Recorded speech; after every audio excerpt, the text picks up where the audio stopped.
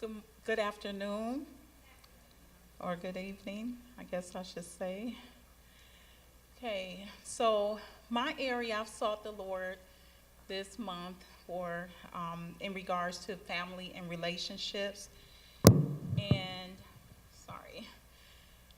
And so, two of the main key points that he gave me. The first one is that he is exposing the plot of the enemy as he did with Haman against your family, and he is positioning you to intercede on their behalf.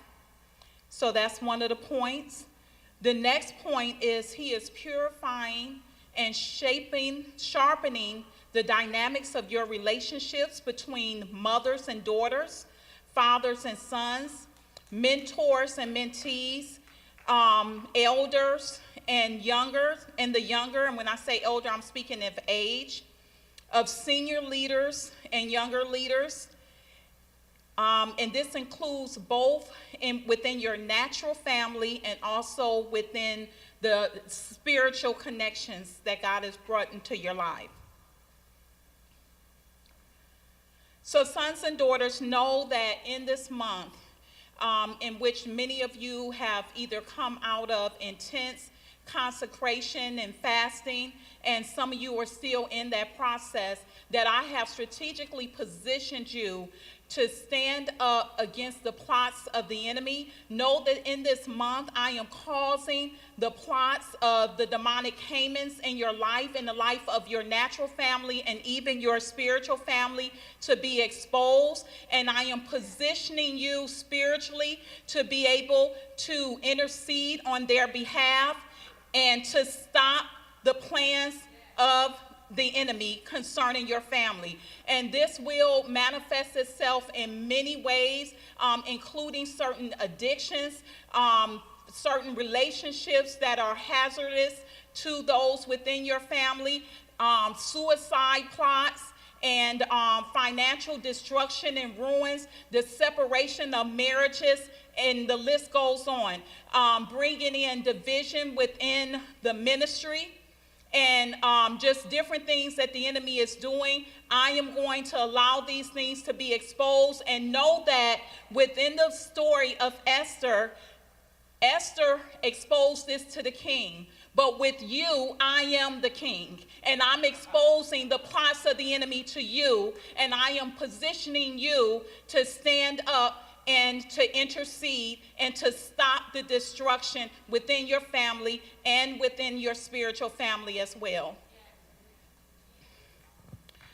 Okay, so the second part is I am purifying and I am sharpening the dynamics of various relationships. And these relationships are a relationship in which it is like a senior, one more, it's more senior, and one that is lesser. Basically, not in value or quality, but in regards to your the experience, the wisdom, and what it is that they have to offer in you. So, with the mothers and the daughters, the fathers and the sons, the mentors and the mentees, the younger and the older, the senior leaders, and more. With the mothers and the daughters, the fathers and the son, first, what the Lord showed me is he's working with it at a foundational level in regards to your biological parents. And the dynamics are different. Some of you have your natural family, and you have those families in which you have been adopted in. But the Lord revealed to me that he is really wanting to strengthen these relationships, to strengthen how it is that you see your parents, how you see your mother, how you view your father, and what it is that they have to offer in your life. They may not be as spiritual as you feel they should be, but there are key things that they have to offer and to impart into you in this season of your life and where you're headed. So I'm causing you to take a closer look at the role and the position that your spiritual parents and the leaders that the leaders have in your life, including within the business arena, within the business, the career, spiritually, marriage-wise. I don't want you to box yourself in the different ways in which you will be able to benefit from these key relationships. I'm causing you to examine your posture within these relationships. If you are one that's called to mentor, if you're one that's called to be a spiritual mother or to be a senior leader, to be an example, I'm causing you to take a look and see if you really taken on the role that I've called you to take on. For mothers, are you really being nurturing? Are you really affirming those in which I place under you? Are you really receiving them? Are you really imparting into them, or are you holding back? For the daughters, are you operating in humility? Do you have a teachable spirit? Are you being honorable? So I'm causing everyone on both ends to be able to see which way that they're postured, and if you are living up to the agreement in which you may have made verbally or in that which you have committed unto me. Some of these relationships were already agreed upon, and it was verbally agreed upon, but some of these relationships evolved over a period of time, and there are relationships that you know that have been divinely connected and set in your life. So it's very important that you recognize what is the role that you play within these relationships and if you're fulfilling your part. Also, is there room for improvement in these relationships? What are the areas in which correction is needed, redirection is needed, restructuring is needed, and in some cases, there may need to be a dissolving of the relationships. There are certain impartations that are meant for you to get from these relationships, and a lot of it has to do with how you view one another.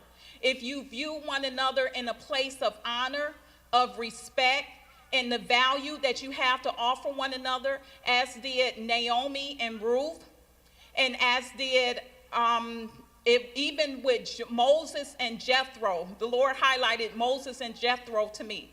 So Jethro was not spiritual. He did not come from the same religious background that Moses came from.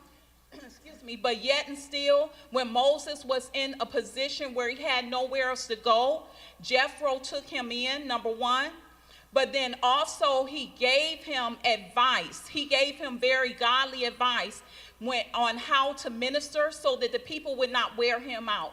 So there's many examples all throughout the word that you can look at. Let me see, I have some of these that you can look at in regards to the nature of these type of relationships. So I mentioned Moses and Jethro. You have Jesus and Joseph, Naomi and Ruth, Esther and Mordecai, Elijah and Elijah, Elijah and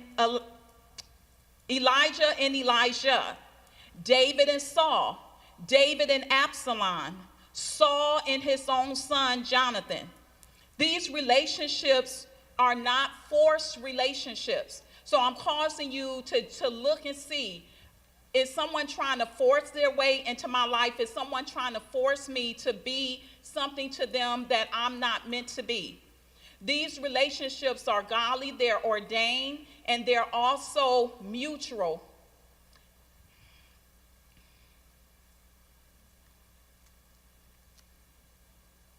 Another thing that I will certainly be revealing to you is I'll be revealing to you the difference between the real and the counterfeit. Those who are pure versus those who are corrupt and defiled in regards to what their motives and their intentions are. One of the greatest ways that you'll know how you feel about a person and where you are is your conversation and your dialogue with them and about them when they're not in your presence.